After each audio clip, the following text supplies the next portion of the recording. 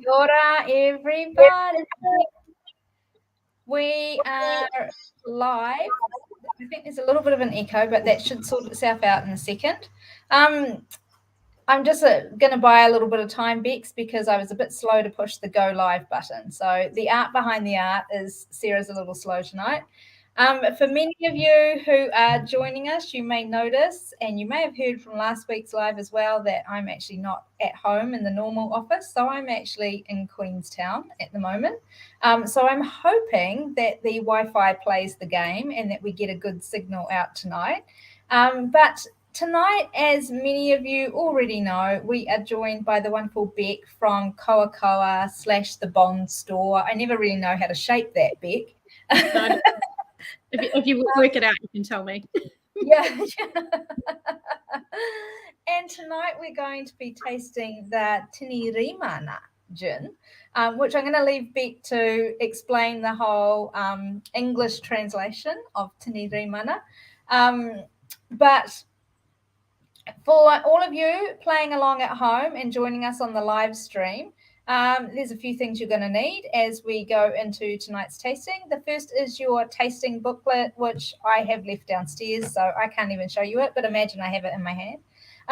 There we go. Beck has exactly the right one. She's all ready to go. The second is you will need your little bottle of Tini Remana, and you, of course, will have that bottle, and you've got your QR code on the back for after you taste and you think, I have to have a bottle of this to add to my collection. So you'll need that. I've got on hand, I have some ice ready to go because I'm going to, of course, sample over ice to start off with.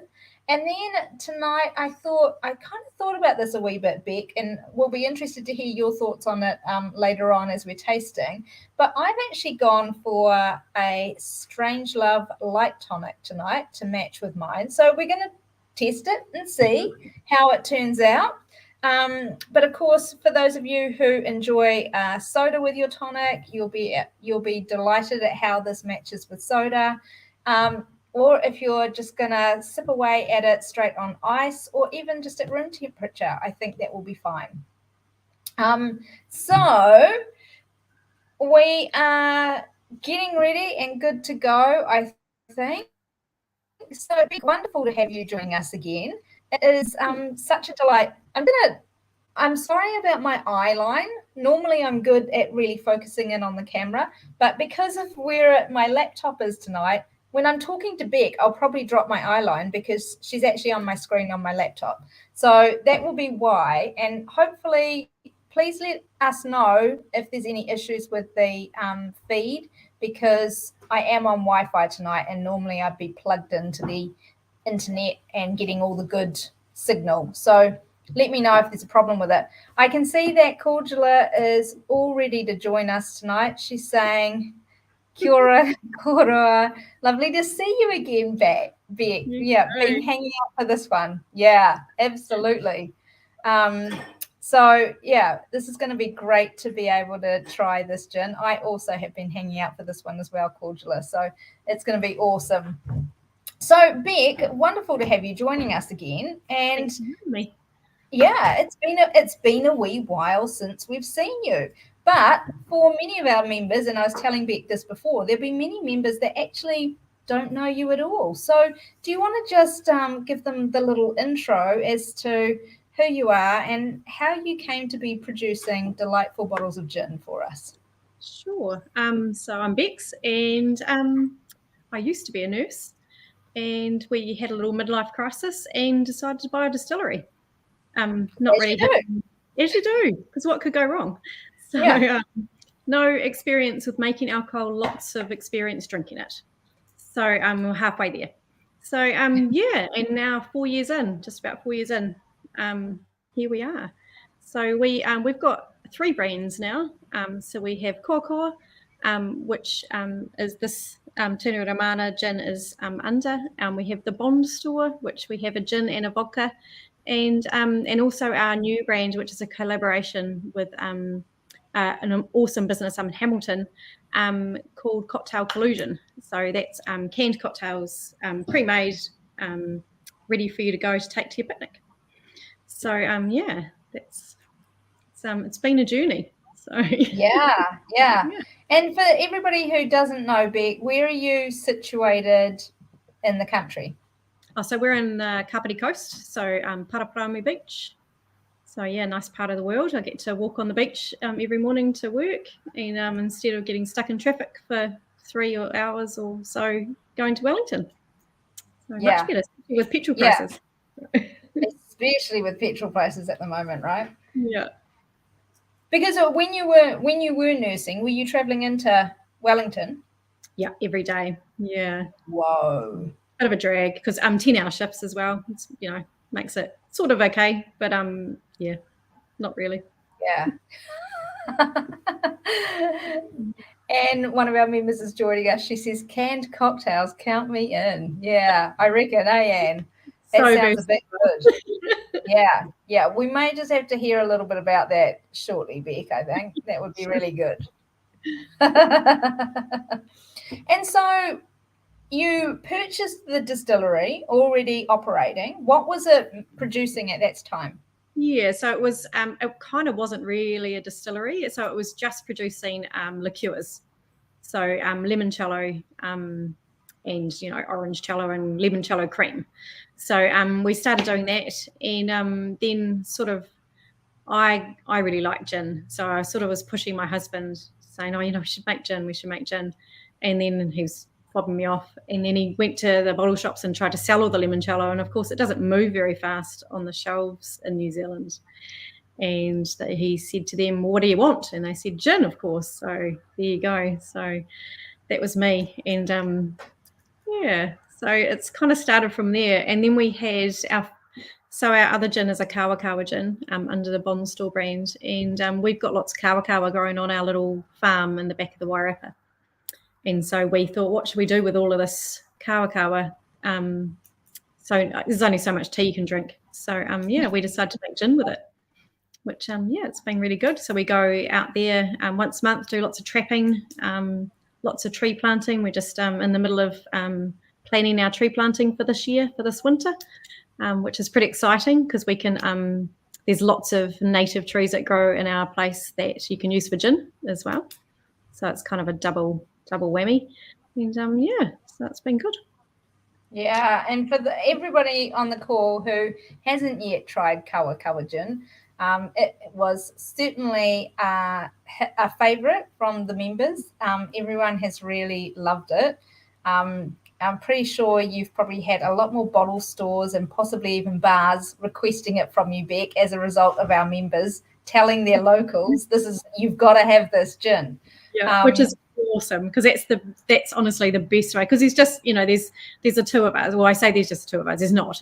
There's a whole other group around us, like family and friends that help us. But getting out on the road and hitting those bottle shops every month is quite difficult. And honestly, the best way of getting our stuff in there is when bottle shops ring us and say, "Oh, Brian from down the road keeps coming in and he wants your gin." And so, yay! It's the best endorsement, isn't it? For sure. Yeah. And if a bottle shop tells you that they're having trouble stocking it because we can't supply them, it's all rubbish. Yeah. No, we know. We well and truly know that. Yeah. Yes, absolutely. Yes, Cordial is definitely a fan. She loves the Koakoa gin. Absolutely. And I think, one of the things as well that, when we first had Koakoa on with you, Beck, the thing that was so great about it as well is your, reason for pricing it and the price point that you decided to go to, and, like all of that. So making it really accessible for people. So, like that's been really great. But we were also kind of saying to you, hey, what about and you'd said at the time, maybe I'll do a premium gin. And we were like, yes, do a premium gin. We really would like that. So I'm guessing asking for. Yeah, exactly. So I'm guessing that's what we're tasting tonight, is it? Yeah, it is a little bit. So a little bit of both. So we have a guy who's lovely up in Auckland who does a bit of work for us, trying to get bottle shops and things like that. And he said, look, I really love the Koakoa gin, but people have this perception that it's not very good because it's only $49. Yeah, $49. Yeah. Yeah. So you need to make a really it's very good. Yes. you need to make a really flash one and put the, and for the flash bars, because that's what they're wanting. And I thought, oh, really? It just, anyway. So but the other reason, and the real reason why I did this gin, was because I drink my Koakoa gin and limoncello and tonic together. It's my favorite cocktail. And I got a bit lazy and wanted to make a gin that tasted the same as that. So that's kind of where this gin came from. I'm so excited. All right. Talking further, we can do it. I'd love to. I'm going to pour mine over ice.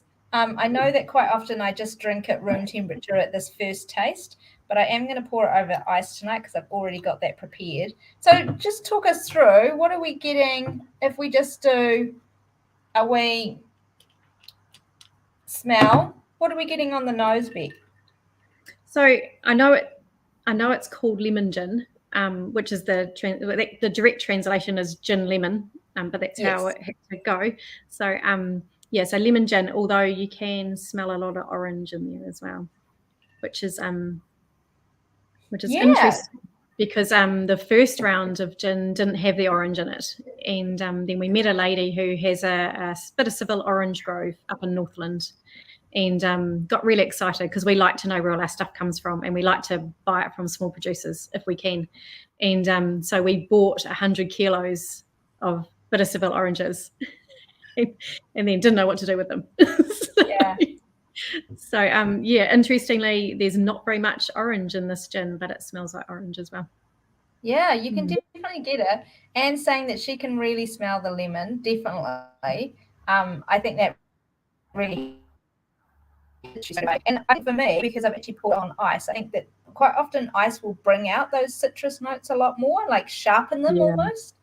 Yeah, I love gin on it. It's good. Yeah, absolutely. Yeah. And I think, like, to be fair, that's the main nose, isn't it? Is that real citrus orange kind of lemon and orange coming through? Yeah. For sure. Yeah. And so my plan was to make a limoncello gin kind of thing. Yeah. Yeah, I quite like the smell of it. It's kind of juicy. Yeah, it is, isn't it? Yeah. Corda is saying, oh my, the nose is divine, so smooth, such well-rounded citrus smell, not a tart smell. Yeah, not at all. It's lovely, isn't it? Really nice. All right, well, I'm going to get right in there and have a sip of it.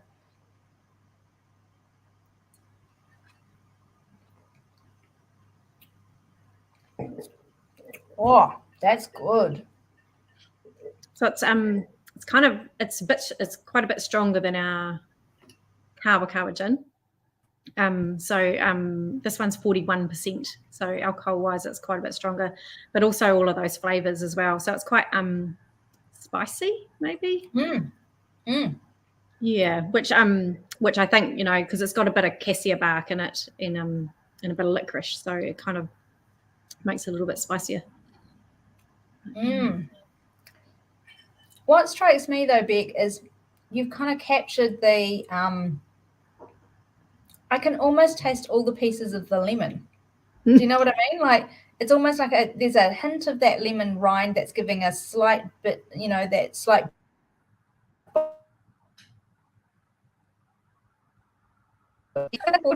saying it's addictive. That's what it is. That sums it up, doesn't it? I mean, it really is. It's like drinking this as a cocktail, Beck. Yeah, sure. It's a good one if you just want to have a nice, simple gin and tonic, I reckon. So you don't really need to add anything. Yeah. So it's certainly got a lot of lemon skin in it, because I use the same lemon oil that I use for my limoncello. So tons and tons of lemon in there. Yeah. And then just for good luck, I chuck a whole lemon in it as well. You stick a whole lemon in? I do, yeah. I stick a whole lemon in the still. So this one's made quite a bit differently than the Koakoa one. So the Koakoa I seep outside of the gin, outside of the still, whereas this one I put in the still and steep it overnight.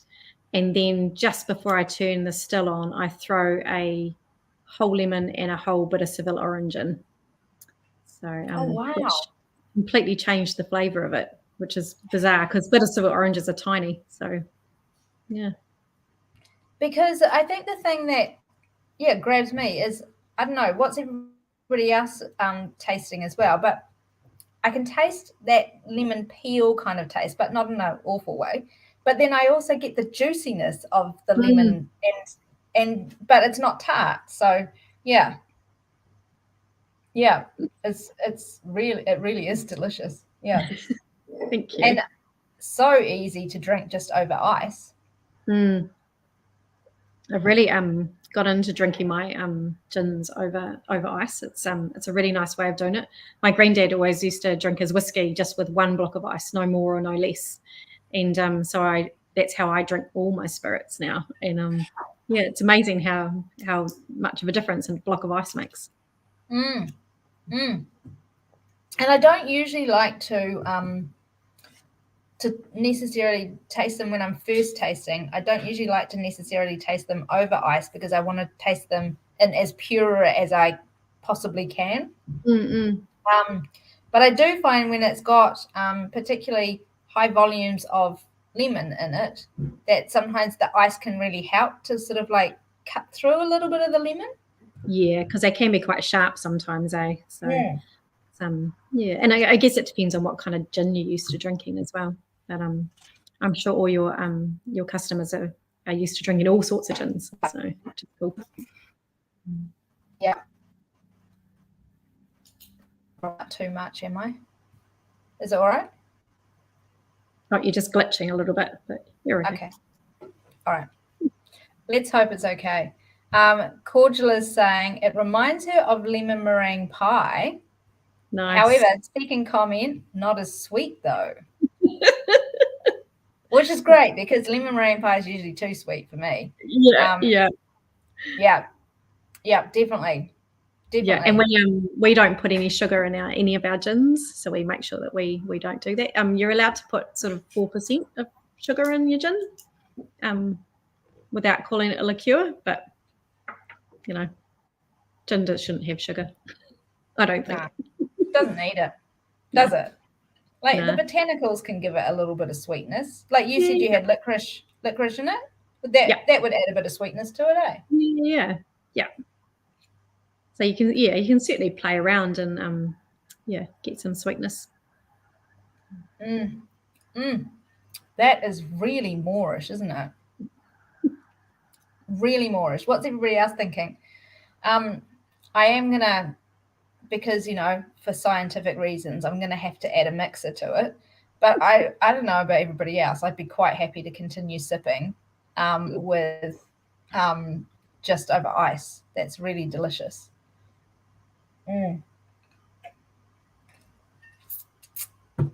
So talk us through, Bex, if we were to mix it, what's your recommendation there? Well, I'm a little bit like you because I'm a basic girl with tonic, and so normally I would just do like a light Mediterranean or something like that. That's not too in your face. I'm not a person that drinks my gin with soda water, but this gin works really well with soda water, which is nice because I find soda water tastes a little bit dirty. Yeah. Soapy is what I say. I say it tastes soapy a little bit. Yeah, it's just a bit weird, which is strange, isn't it? Because it's just fizzy water. So, but this one, because I think it's got enough flavour to it, it works nicely with soda water, which is awesome for people that don't want to have any sugar in their drinks. Yeah. But I thought I'd go out on a limb today, and I'm doing the grapefruit and thyme tonic water. Oh, that'll be interesting. I don't know. Yeah. When's the best time to do it in front of a whole pile of people? So exactly. I like how you live, Beck. I love it. Yeah, on the edge. So all right. Well, you run your experiment. I'll run mine. So I'm going to add this Strange Love tonic to mine. And what's everybody else going to add to theirs if you're mixing? Let us know. Oh, crikey. I have got myself a... Can somebody help me? Darren Williams, are you around? Oh, I need help with this. I can't open this bottle to save my life. You've got two nicer nails. Oh, look. Stephanie, my good friend, is here and she's opened it. We want to be without good friends. Otherwise, you'll die first. Yeah, exactly. Goodness me, that could have been serious. Yeah, you test this one too. Oh, I didn't leave very much in there. Here we go. Test it with that. Yep. Already drank a whole lot over.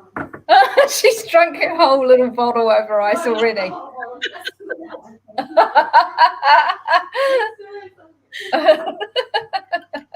All right, well, cheers, everyone. I'm going to try it with this light tonic.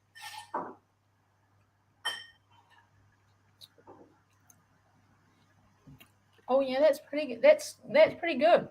That's still holding it. Gosh, that's good for a G&T, I have to say. That light tonic with that lovely, good, strong lemon hit is really very delicious. That is a very refreshing drink. Yeah, I've been drinking a few of those ones in the summer because it's just, if you don't have anything else to add to it, you just go crazy on the normal tonic. So yeah. Okay, good. Okay, Anne's going for Fever Tree Light. I think that's a good choice, Anne. Yeah. Cordula says no mixing. No, not going to happen. She can't bring herself to pour something into this deliciousness. Oh, so cool. That's hilarious. Okay, Schweppes. That could well be Darren saying that, although there's a few other Schweppes lovers out there. And I have to say, Beck, what's your position on Schweppes with this one? Because we know well that Koakoa gin and Schweppes is a happy marriage, isn't it? I mean, that is a really good mix. Yeah, and everyone will probably think I'm a little bit crazy, but if I've got friends coming over and I'm a little bit stingy, I break out the home brand tonic. Oh yeah, because if you're so I find that the home brand tonic is not too full on tonic flavor, so the gin doesn't get lost in it. But the only problem with that is it goes flat really quickly. So if you've got lots of people, just pour a whole pile of. But we've got one of those O-Bubbles machines as well. So, but yeah. Oh, hang on. O-Bubbles machine. That's the fancy version of a soda stream, isn't it? Yeah, the one you can fizz anything. Yeah. Oh, you can fizz anything. Anything. What? I know, even wine. But I've already put wine in a soda stream, so you can fizz wine with a soda stream. Who told you that you couldn't? It just says on the rules that you can't because they don't want you to go and they don't want the sugar attached to it. Yeah.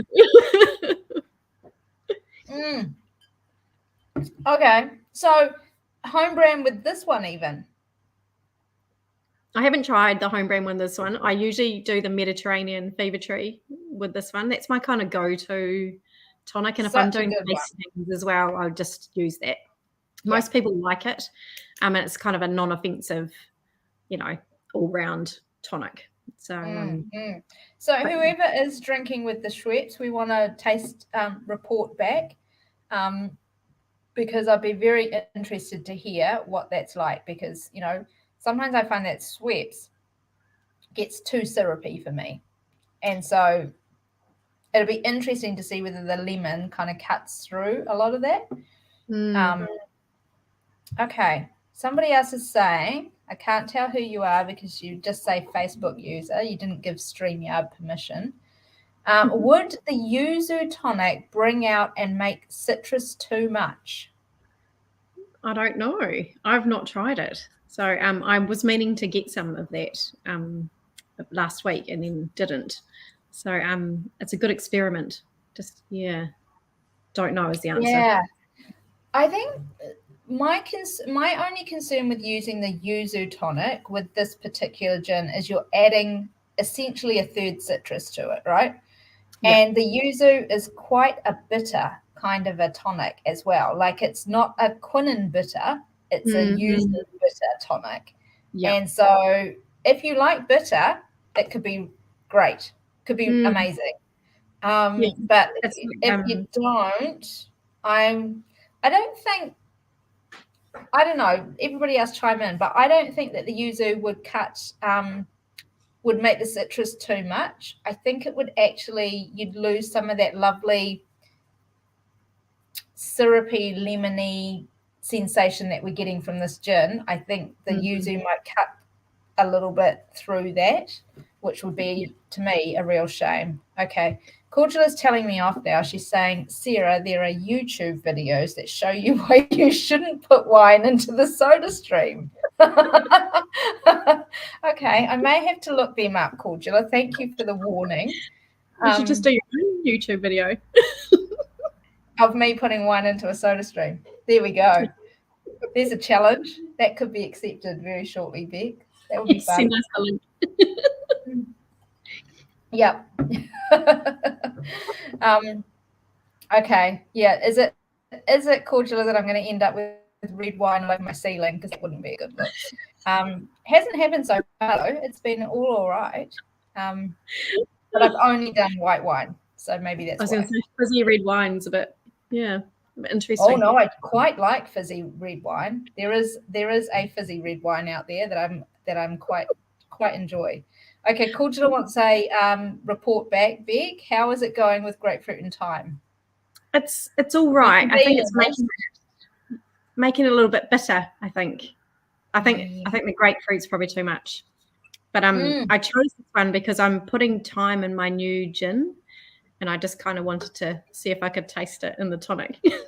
I can't. Oh, that was a nice little hint drop there, Beck. You can't get away with that one. Okay, we need to hear what is this? What is happening here? So I'm assuming they are happy for me to tell you. I'm making I haven't quite worked out what this name is going to be. So it's sort of a garden gin. So I've been working with the Wellington Botanic Garden Society, and they're doing a fundraiser. So I'm making them a gin with things that I've found in the botanic gardens in Wellington. So which that has to be that's the best kind of fundraiser you can get, isn't it? Yeah, true. It's a good idea. So it wasn't my idea. But it's a little bit overwhelming because there's so many things to choose from, and so yeah, it'll be good though. I think I've got my first edition ready for them to taste, and then we'll see how we go from there. So I kind of want to make them two, so we can choose, or they can have both. Yeah. There's a lot of support here for fundraiser gins for sure, but I think this is a great opportunity for us just to hear a little bit, Beck, about how is it that you actually go to choose the botanicals that you decide to put in your gin? I'm not a scientific gin making person, distiller.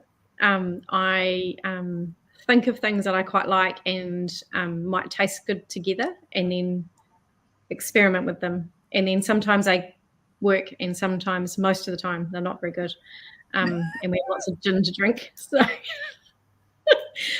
but I kind of like to sit on my gins for a bit as well, because sometimes you taste it straight away and you think, oh no, that's terrible. But then later on you think, oh, actually that's not too bad. So yeah, I'm a kind of a pottering whatever I think person, rather than go scientifically.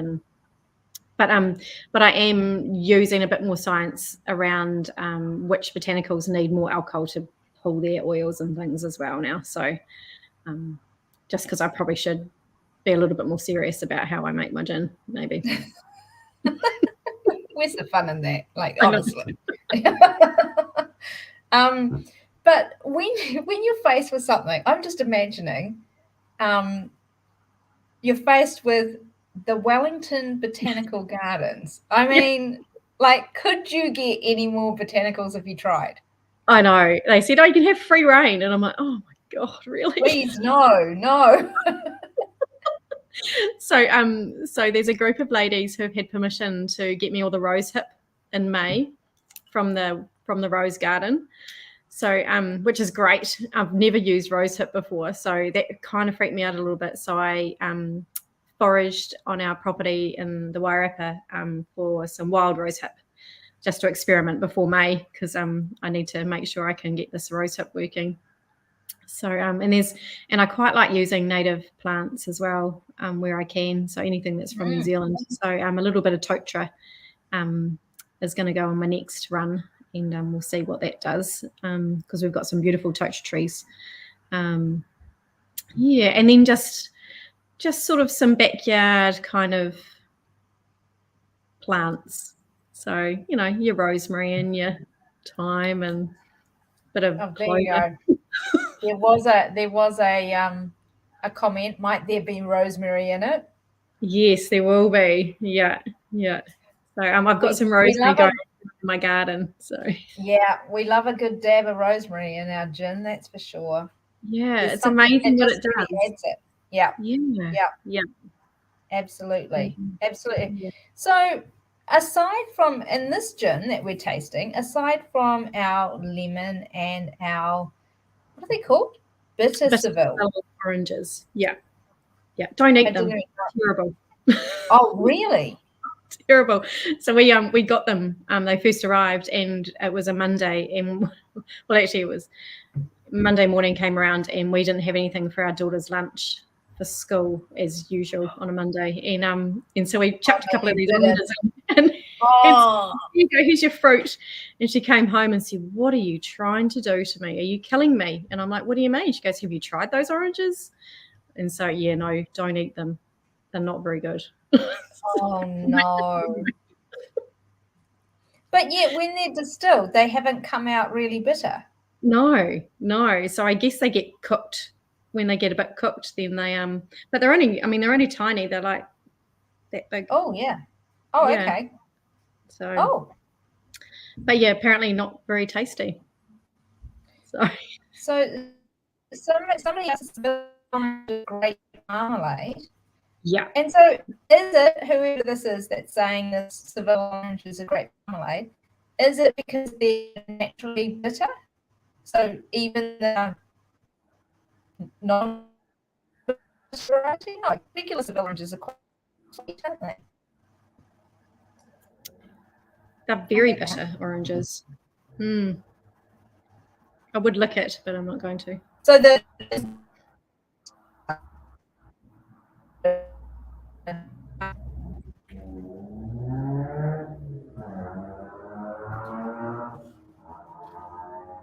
again. I think you're frozen. We may have.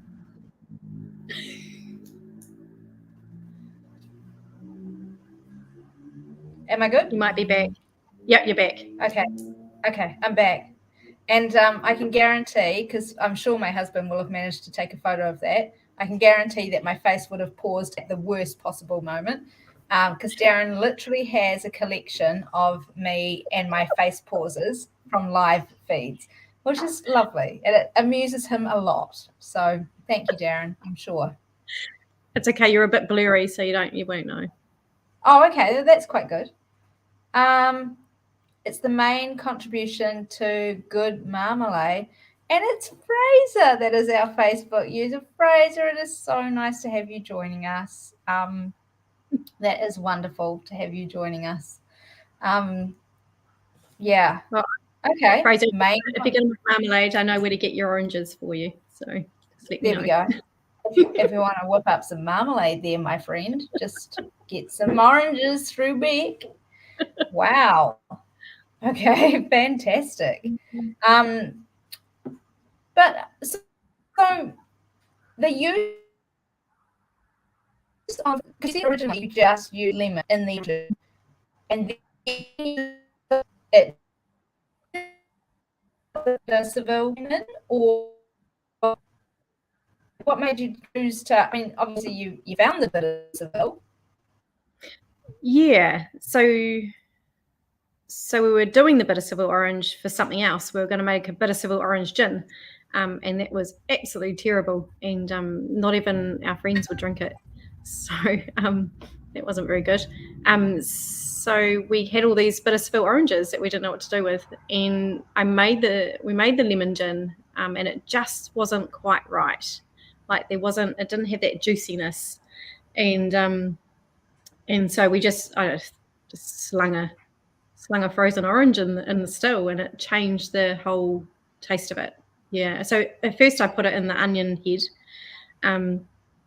but then I thought, actually, that's really difficult because then I have to pull my whole still apart at the end of the day. So so I tried it, just putting it in the pot, and it seemed to work just as well. So Amazing. yes, it was a good use of an orange. Very good. Like, I mean, the end result is pretty bloody fabulous. So yeah, absolutely. Okay, Cordula is saying, I remember traveling the Middle East many moons ago and being told not to eat the oranges growing everywhere because they cause Fatima's revenge. Wonder if they were Seville oranges. I want to know what Fatima's revenge is, Cordula. My mind has gone to all sorts of crazy places with that. Wow. Yeah, maybe they were. We'll all be Googling that now. Yeah. Maybe they are not oranges that you should eat, maybe. That's interesting. I wouldn't recommend eating them, even if you were starving. So you think like all Seville oranges or just the bitter ones? Oh, just these ones that I know. Like, I'm not an orange expert by any means, but certainly the ones I've got in the freezer that I wouldn't eat, and I certainly wouldn't attempt to put them in my kid's lunchbox again. She might stab me in my sleep. Yeah, well, according to Cordula, Fatima's revenge is the runs.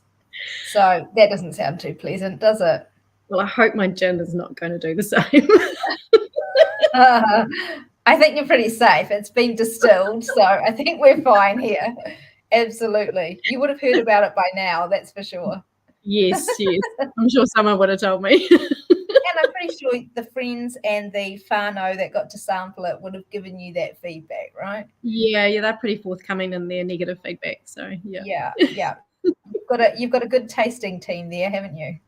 Yes, I gave a work colleague, so from my previous work colleague, a little bit of my new gin, the garden gin, and asked her to try and give me her honest opinion. And she got some friends around, and they did tasting notes and everything for me. And I'm just used to my friends going, "Oh, yeah, Beck, that's good," or "That's a bit shit," and that's it.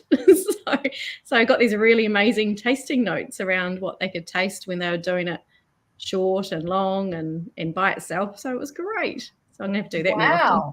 Yeah, definitely.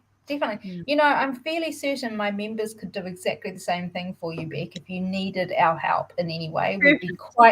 We'd be really happy to accommodate you, I'm sure. Oh, great. I'll hold you to that. So yeah, absolutely. We would love to. Cordula's got a terrible problem though. She says her gin has evaporated. That is an issue, Cordula. Absolutely. But I can tell you that there's a QR code on the back that'll just help fix that up right away. It's a problem with washing.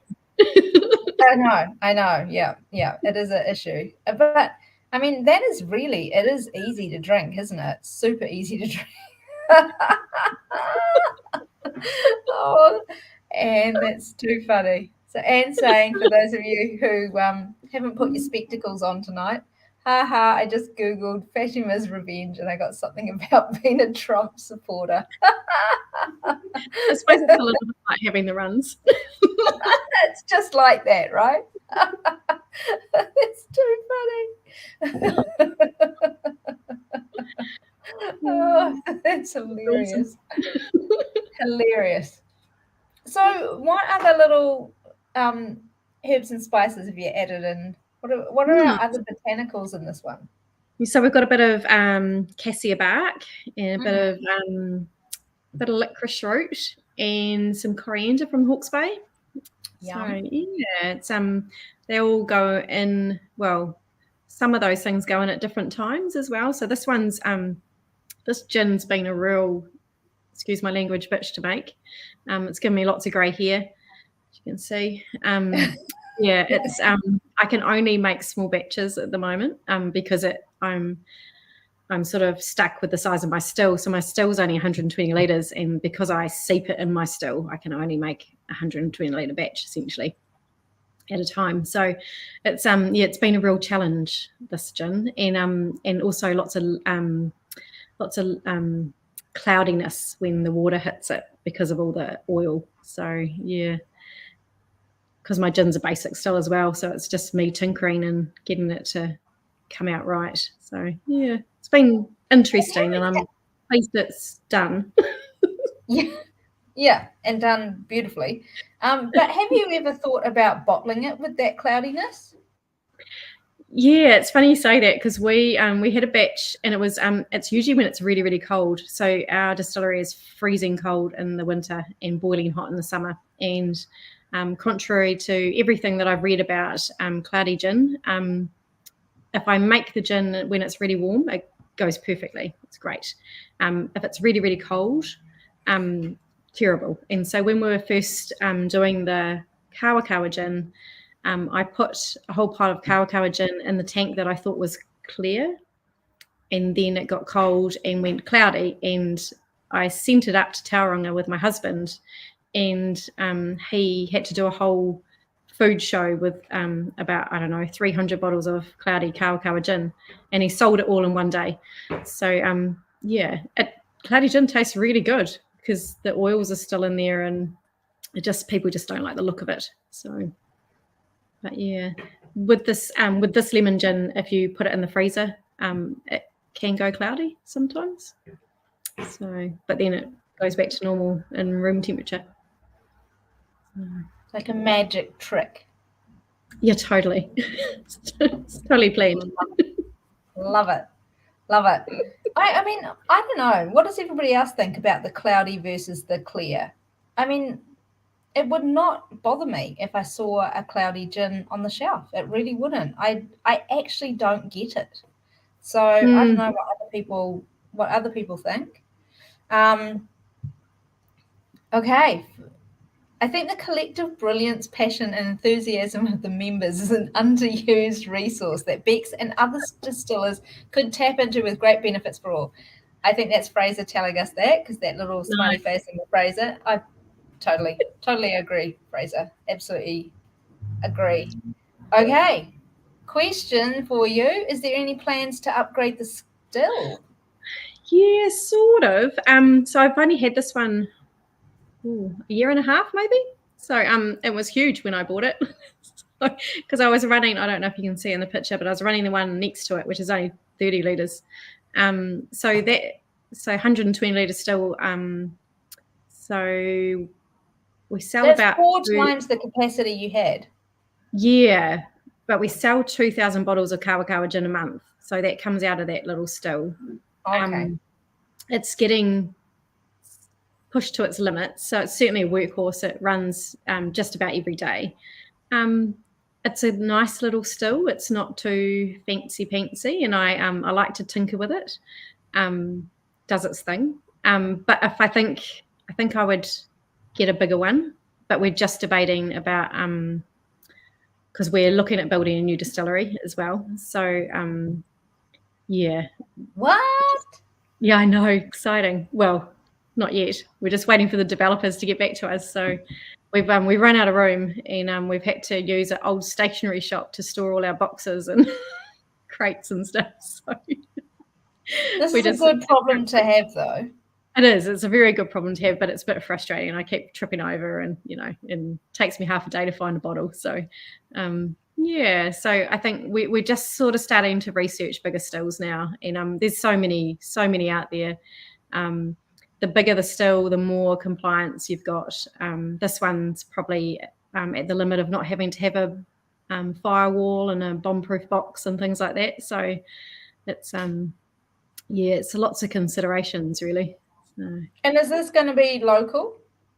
Yeah, so just around the corner, hopefully, but quite customer facing. So the plan is to have a really lovely tasting room and a function area, and then we can hopefully start up our tours again and things like that. So yeah, because Which was going to be, I'm fairly certain, the next question that was going to come from the members. Can we visit?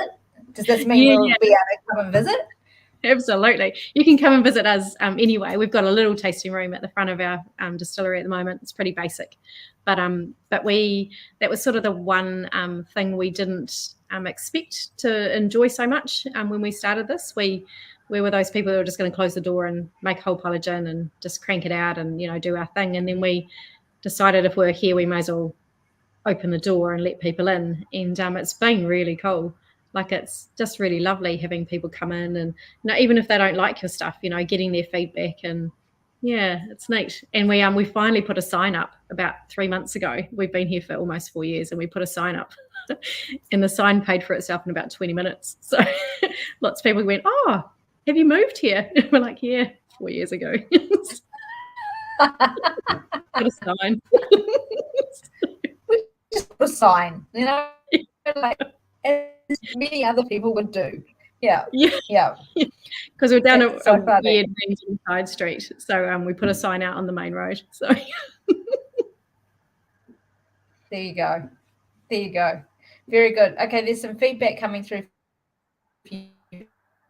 Anne says, if it tastes good, who cares if it's cloudy? I am totally with you, Anne. Absolutely.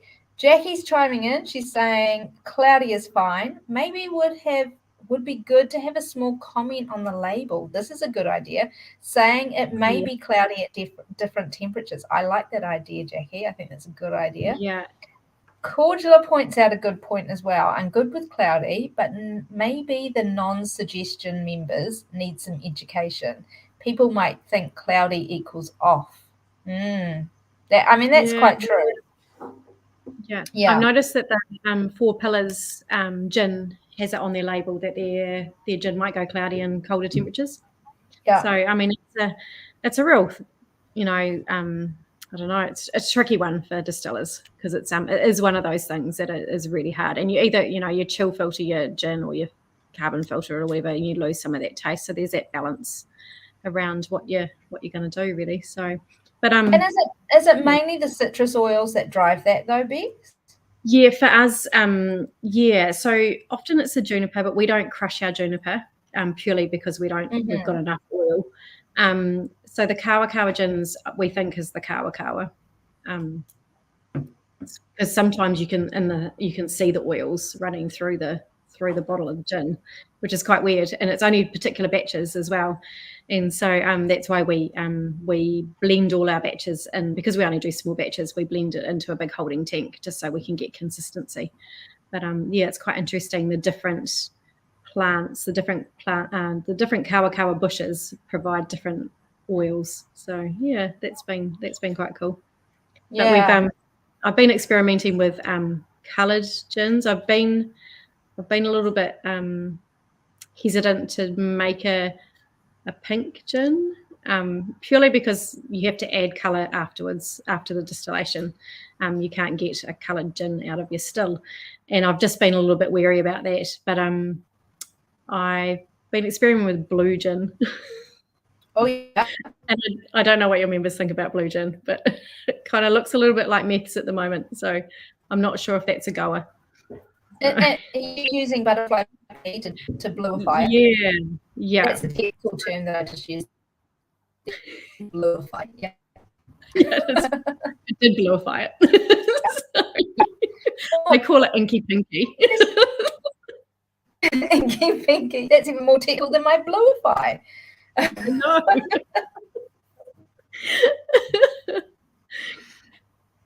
Yeah. What's everyone's take on the blue gin? I know that we have featured a couple of blue gins and they've been very well received. Especially when they transform in front of your very eyes using tonic or soda. Which is the kind of cool. Yeah. And the reason I did that is because I thought actually that might be quite a good one for the botanic gardens, because it's, a little bit quirky and it's a fundraiser, so people might quite like that little bit of magic. But my brain tells me it's kind of a little bit wrong because it looks like meths. But I might have to either darken it or lighten it so it doesn't. Yeah.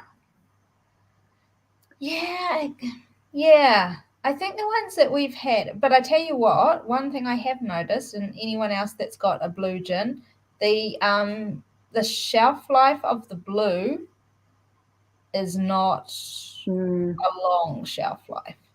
And when it starts to lose its color, it goes a fairly insipid looking color. It's kind of a violety yellow that it's kind of gone. So you got to drink those blue gins fast, which, has not normally been a problem with us, but there seems to have been one that has hung around. And so we found that the blue doesn't hold as long. So, which is a problem on the shelf at the bottle shops and stuff. So you don't want your gin looking a bit minky.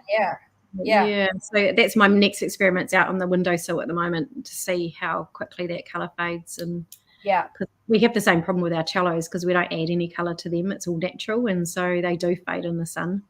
And it is tricky because especially in bottle stores, like some bottle stores may actually hold those for a wee while, eh?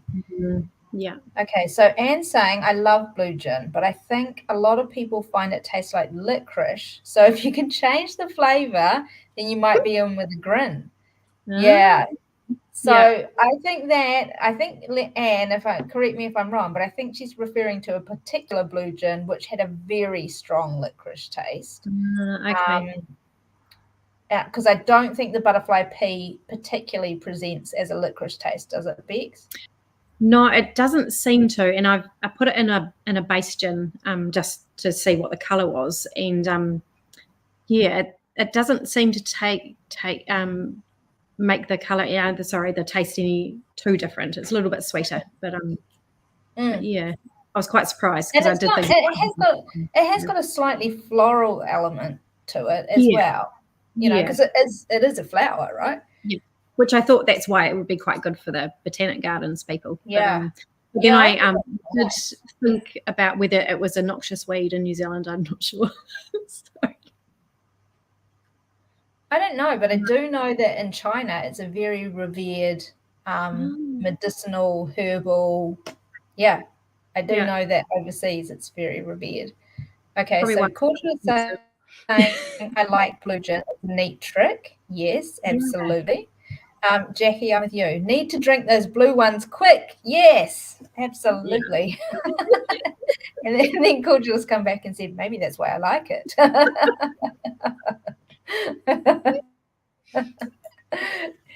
Definitely. The I think the blue gin, I think our members have probably heard this, but when Scapegrace brought out their black gin, which of course is a version of the blue, I happened to buy my husband at the same time that year. I bought him a bottle of black gin, but I also bought him these glasses that literally look like science kit. So they're like beakers and, like all of those like science kind of shape. Yeah, they're very cool. Have never been able to find them again because I would have had them probably on our website or for the members.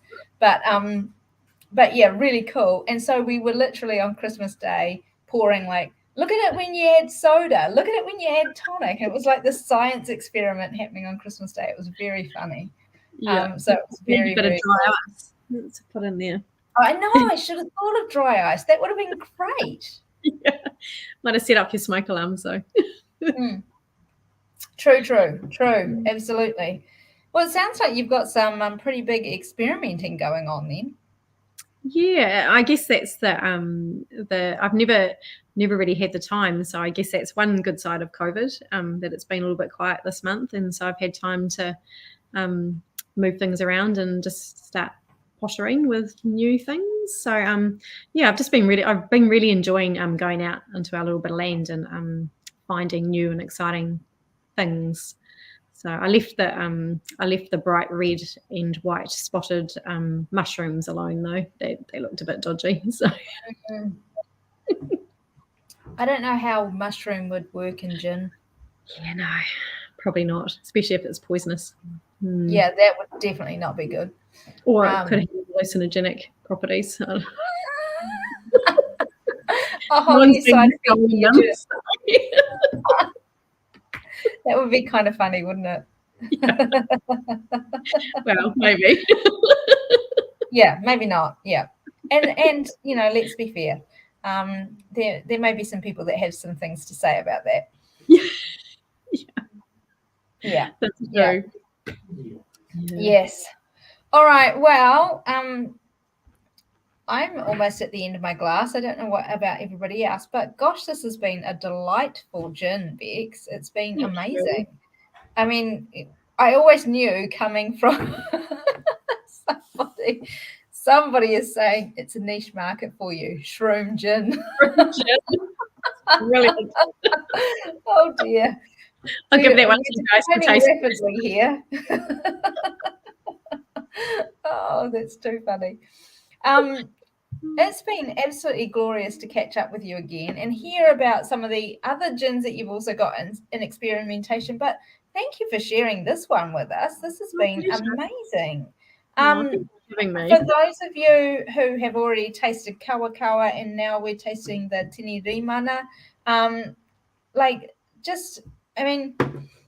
I now get what you were saying about when we were first tasting Koakoa about this plus limoncello plus tonic. It's my favorite cocktail. Like, I'm with Cordula. I enjoyed it adding the tonic to it, but I'd happily sip it over ice. Happily. That was really, really delicious. I think the difference for me, and please chime in everybody else, the difference for me when I added that tonic, I lost the juicing, as much of the juiciness that I got from just sipping it over ice. And that juiciness was just delightful because I haven't really experienced that in gin before. So I really enjoyed that. I can see myself quite happily sipping away on a long gin and tonic with this. And I think, the Strange Love was a really nice tonic because it is light. I do agree with you, though. I think that Mediterranean by Fever Tree would just add that little bit of. It's just got that lovely little tweak to it, isn't it? When you've got lemon in your gin and it's a really strong botanical in your gin, there's something about it, isn't there? Yeah, it is my go-to one, and I just keep going back to it, which is I'm not a huge tonic connoisseur, to be fair, but that is kind of my go-to one now. So yeah, I can see why. Yeah. Oh, yay. Thanks again, Bex. Love your energy and passion all wrapped up in delightful you. Oh, couldn't have said it better myself. No, thanks so much for having me. It's been great. I always get nervous at these sort of things, but you never show your nerves, never ever. And it's always such a delight because I feel like I'm just kind of sitting down with a really good girlfriend having a glass of gin. So it's just lovely. And the fact that the fact that my really good girlfriend also makes the gin makes it even more fun, doesn't it? Yeah, I have got a few more friends now, but I don't think it's because of me. Funny that, isn't it? Yeah, funny. Yeah. Yeah. But and saying the gin was lovely, Beck. Thanks so much. Suggestions we'll certainly see in order for a bottle coming their way. Absolutely, Anne. Go for it because this is a stunner, isn't it? And we've still got quite a bit of summer left in us. So it's true. Yeah, plenty. Mind you, I don't know. This would go great over winter as well. So let's not write it off at the end of summer. That's for sure. Cordula says, "Nah, Maheen, delicious gin, thanks, and awesome seeing you again. Look forward to the fundraiser." Now, Cordula, I will circle back over. I think it was your question. Bex, our question from one of our members, and I think it was Cordula, saying, "Are you still doing the recycling for your gin bottles?" Yep. And we've changed our gin bottle as well just recently. We've got our own ones made so that they fit in our crates because we're trying to get New Zealand couriers to collect them from our bars and restaurants because we can't get everywhere and we want to expand it. We're also talking to the council to see if they'll fund a person because there's a whole pile of small businesses around here that use glass that could easily get all their stuff picked up as well. So we're just kind of working in on that to try and get that done. But in the last 5 months, we've saved about I think it's about 1,500 gin bottles going to the landfill. So and we use them up to 10 times. Yeah, so it's been good, and that's just locally. So Kapiti Coast people are drinkers. So yeah, so it's good, and we've got more and more bars getting on board as long as they've got room to stash the crate. Yeah, it's cool, and we've just got a little crate outside as well because we have all these people come in and drop their bottles off. We get here in the morning, there's bottles lined up at the door, and so it's really cool. People are jumping on board. So that is amazing. Yeah, we kept all the bottles that you sent us, and we will be shipping them back to you. Yeah, cool. Just let us know and we send you a return thingy. So yeah. Oh, we'll just send it to you. It's fine. But yeah, they're sitting here ready to go. Oh, cool. Have I got time to tell you about my new little thing? Yes. Tell us. I'm just about to launch the Great New Zealand Gin Trap. And so basically it's a tunnel rat trap that's been made by a community group in Kapiti.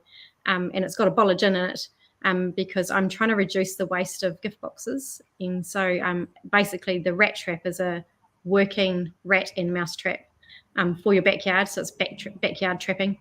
And it's got a bottle of gin in it. So the trap itself is the gift box, and you pull your gin out, you put your trap in, and trap away and sip on your gin, knowing that there's no rats in your backyard.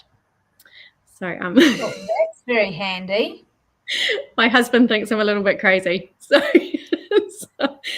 but yeah, I'm picking up 100 of them tomorrow.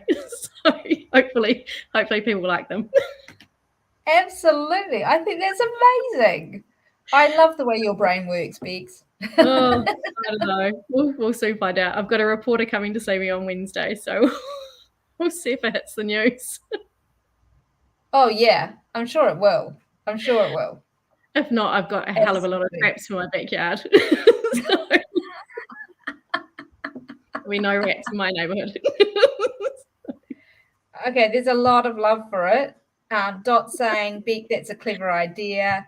Cordial saying she's seen it on socials and loves it.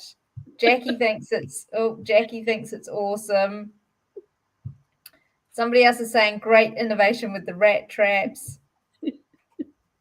Cordial says you may need more than 100. There you go. I think that's a winner. Then we can get New Zealand trapping in their backyards because it's amazing how many rats we get, and we've got a dog, so we're quite shocked.